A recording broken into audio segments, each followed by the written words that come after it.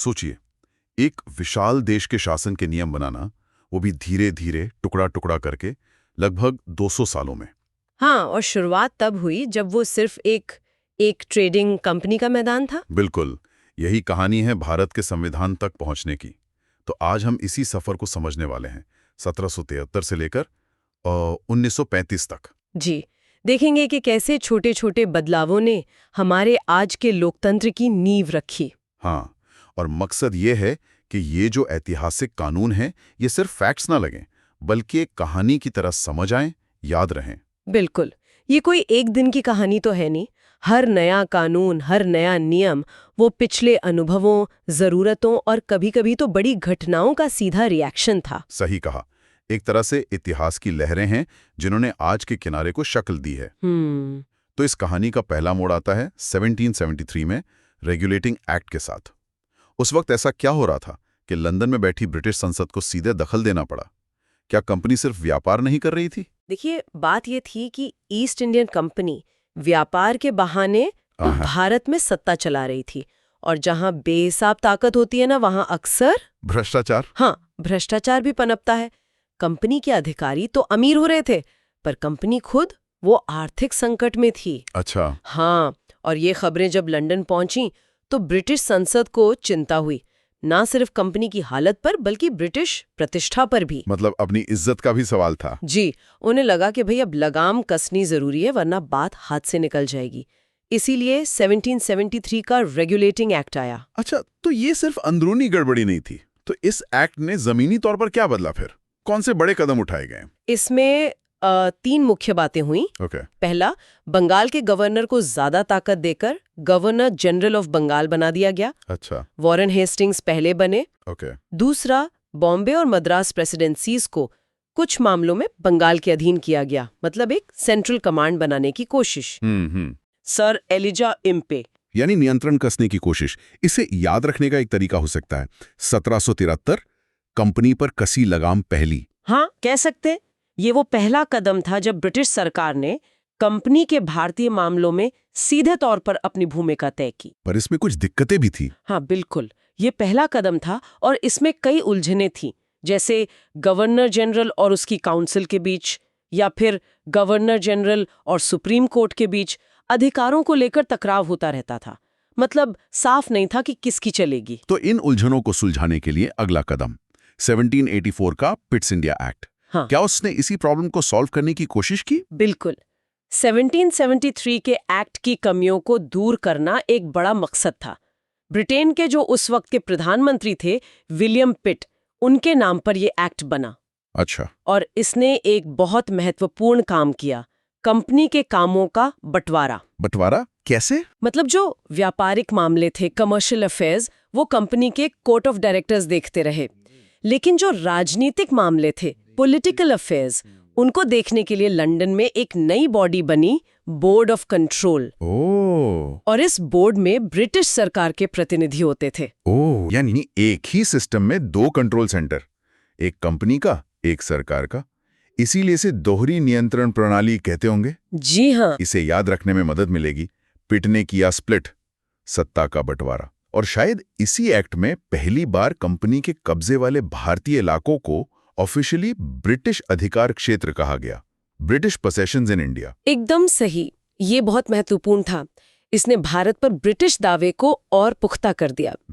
अब ये साफ हो गया कि कंपनी सिर्फ व्यापार नहीं कर रही, बल्कि ब्रिटिश साम्राज्य का हिस्सा संभाल रही है, और उस पर ब्रिटिश सरकार की सीधी नजर है। अच्छा। संक्षेप में कहें तो इस एक्ट ने कंपनी पर सरकारी नियंत्रण को काफी मजबूत कर दिया। तो कंपनी पर नियंत्रण तो बढ़ गया, लेकिन कंपनी के भारत में होने का मकसद क्या सिर्फ शासन ही था?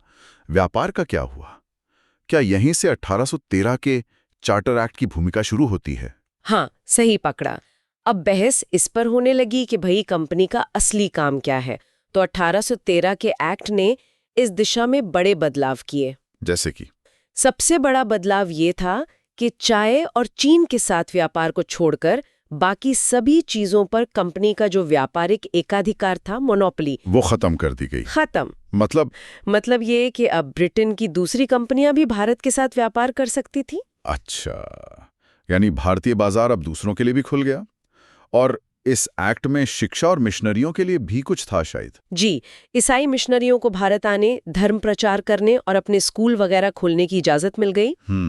और एक और महत्वपूर्ण बात, पहली बार भारतीय लोगों की शिक्षा के लिए सालाना 1 लाख रुपए खर्च करने का प्रावधान थी। और इसके पीछे मंशा ब्रिटिश हितों को साधने वाले कर्मचारी तैयार करना भी था। पर हाँ, ये भारत में आधुनिक शिक्षा की एक औपचारिक शुरुआत मानी जा सकती है। तो इसे हम कह सकते हैं 1813 खुले व्यापार और शिक्षा के दरीचे। श्रीरामपुर मिशन जैसे संस्थान शायद इसी दौर में आए होंगे। हाँ, बिल्कुल। इसने भारत में पश्चिमी विचारों और व्यापार के लिए नए रास्ते जरूर खोले। और इसका असर भी दूर तक गया होगा। निश्चित रूप से इसने भारत के सामाजिक और आर्थिक ताने बाने पर दूरगामी प्रभाव डाला। मोनोपोली टूटने से इकोनॉमी बदली और शिक्षा के प्रावधान ने भविष्य के सामाजिक सुधारों की नींव रखी। इन बदलावों के बाद फिर एडमिनिस्ट्रेशन के स्ट्रक्चर पर ध्यान गया होगा। सुना है 1833 का चार्टर एक्ट वो सेंट्रलाइजेशन की दिशा में एक बहुत बड़ा कदम था। ऐसा क्यों? क्योंकि इस एक्ट ने पूरे ब्रिटिश भारत के प्रशासन को एक सेंट्रलाइज्ड सिस्टम में लाने की कोशिश की। अच्छा। सबसे बड़ा कदम था बंगाल के गवर्नर जनरल को भारत का गवर्नर जनरल बना देना, गवर्नर जनरल ऑफ इंडिया, जिसके पास पूरे ब्रिटिश भारत के लिए सिविल और मिलिट्री दोनों शक्तियां आ गईं। पूरे भारत के लिए एक बॉस कौन बने थे पहले? Lord William Bentinck. ओके। और कंपनी की भूमिका में भी बड़ा बदलाव आया। हाँ, बहुत बड़ा।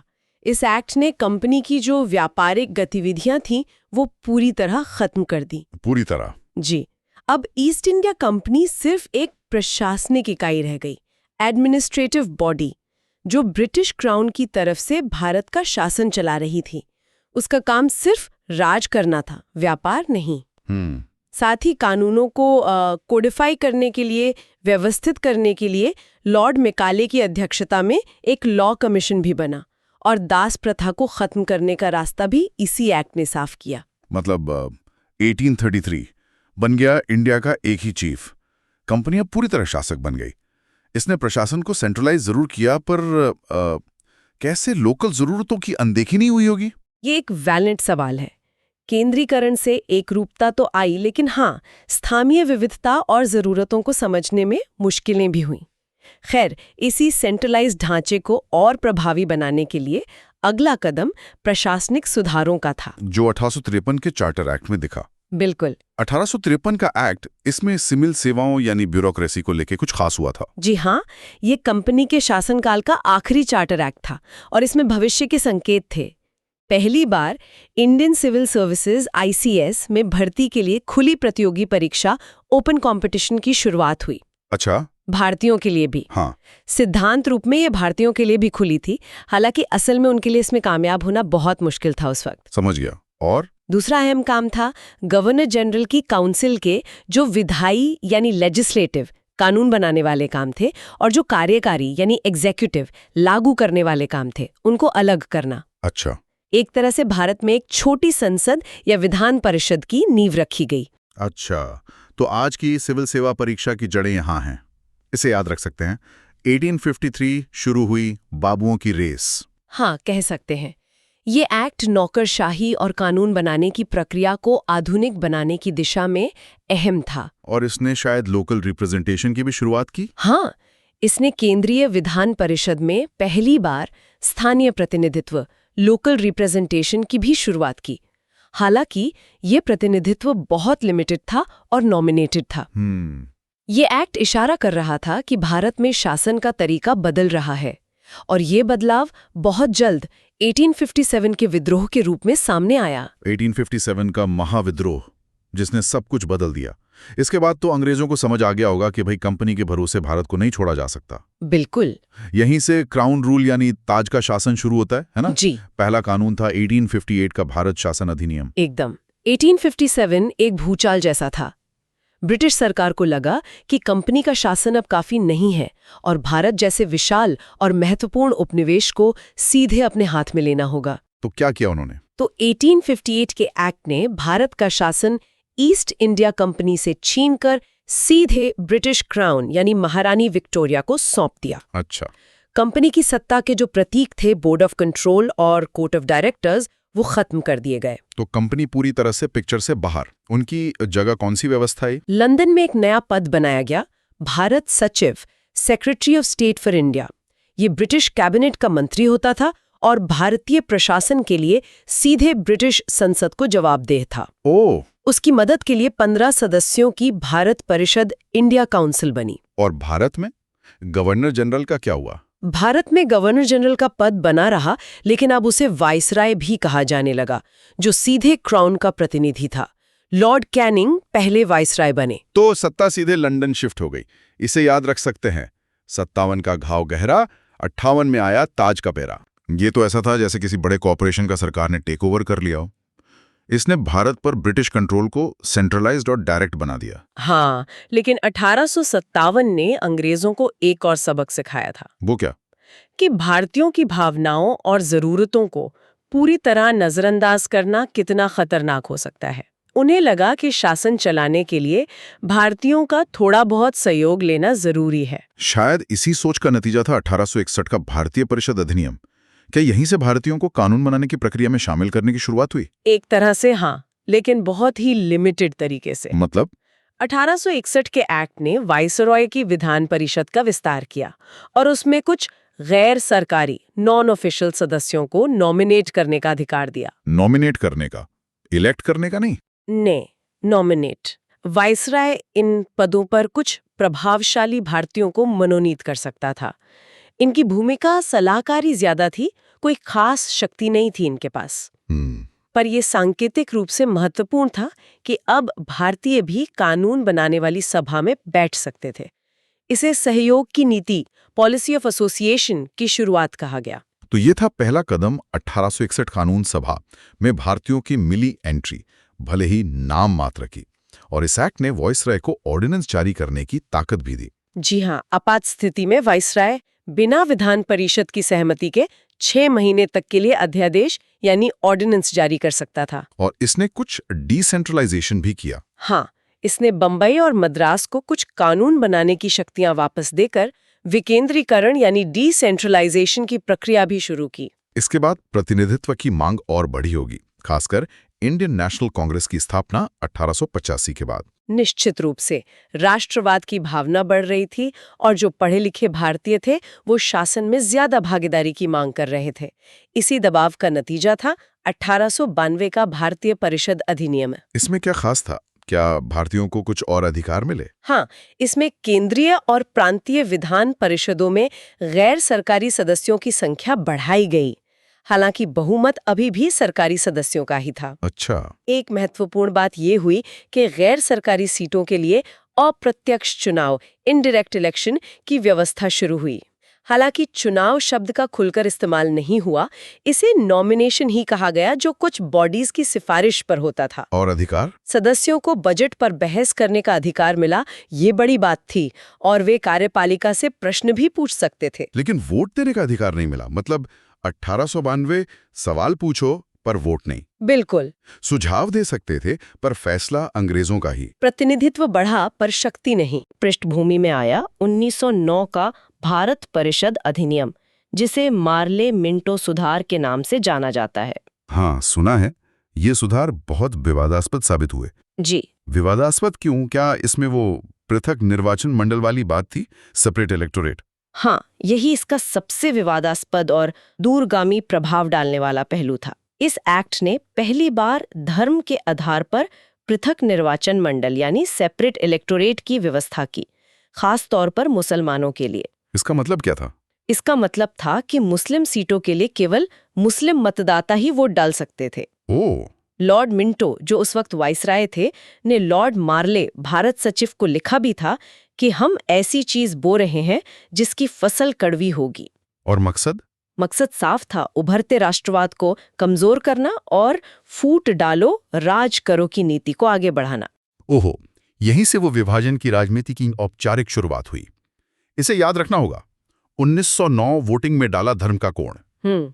इसने भले ही विधान परिषदों का आकार बढ़ाया, सदस्यों को सप्लीमेंट्री प्रश्न पूछने और बजट पर प्रस्ताव रखने का अधिकार दिया, और पहली बार किसी भारतीय सत्येंद्र प्रसाद सिन्हा को वाइसराय की एग्जीक्यूटिव काउंसिल में जगह दी। लेकिन वो विभाजन का बीज ज्यादा भारी पड़ा। दुर्भाग्य से हाँ, इसने भारतीय राजनीति में सांप्रदायिकता को एक तरह से इंस्टीट्यूशनलाइज कर दिया। जिसके नतीजे हम सब जानते हैं। इसके बाद दुनिया ने पहला विश्व युद्ध देखा। भारत ने ब्रिटेन का साथ दिया और शायद बदले में ज्यादा अधिकारों की उम्मीद की। जी। क्या 1919 का भारत शासन अधिनियम, जिसे मॉन्टेग्यू चेम्सफोर्ड सुधार कहते हैं, इसी का नतीजा था? इसमें द्वैध शासन की बड़ी चर्चा होती है, वो क्या था? हाँ, विश्व युद्ध के बाद भारत में स्वशासन, सेल्फ गवर्नमेंट की मांग बहुत तेज हो गई थी। 1919 का एक्ट इसी दबाव और ब्रिटिश सरकार के उत्तरदायी शासन, रिस्पॉन्सिबल गवर्नमेंट के वादे का नतीजा था। इसका सबसे बड़ा प्रयोग प्रांतों में द्वैध शासन यानी डायरकी के रूप में हुआ। प्रांतीय विषयों को दो हिस्सों में बांट दिया गया, आरक्षित और हस्तांतरित। आरक्षित और हस्तांतरित मतलब क्या फर्क था? आरक्षित विषय जैसे फाइनेंस, पुलिस, लैंड रेवेन्यू, न्याय वगैरह वो गवर्नर के सीधे कंट्रोल में रहे, जिन्हें वो अपनी एग्जीक्यूटिव काउंसिल की मदद से चलाता था और उसके लिए वो विधान परिषद के प्रति जवाबदेह नहीं था। अच्छा। वहीं हस्तांतरित विषय जैसे शिक्षा, स्वास्थ्य, लोकल सेल्फ गवर्नमेंट आदि वो भारतीय मंत्रियों को सौंपे गए। ये मंत्री विधान परिषद के चुने हुए सदस्यों में से होते थे और उनके प्रति जवाबदेह भी थे। अच्छा, यानी कुछ जिम्मेदारी भारतीय मंत्रियों को दी, लेकिन असली ताकत मतलब पैसा और पुलिस वो गवर्नर ने अपने पास रखी। बिल्कुल। इसे याद रख सकते हैं, 1919 आधा राज तुम्हारा आधा हमारा। जैसे गाड़ी तो दी पर चाबी अपने पास रख ली। हाँ, कुछ ऐसा ही। और शायद इसी एक्ट से पहली बार डायरेक्ट इलेक्शन और लिमिटेड वोटिंग राइट्स की शुरुआत हुई। जी हाँ, संपत्ति, टैक्स या शिक्षा के आधार पर बहुत ही लिमिटेड संख्या में लोगों को वोट का अधिकार मिला। और केंद्र में भी पहली बार द्विसदनीय विधायिका बाइकैमरल लेजिस्लेचर बनी। लेजिस्लेटिव असेंबली निचला सदन और काउंसिल ऑफ स्टेट्स ऊपरी सदन।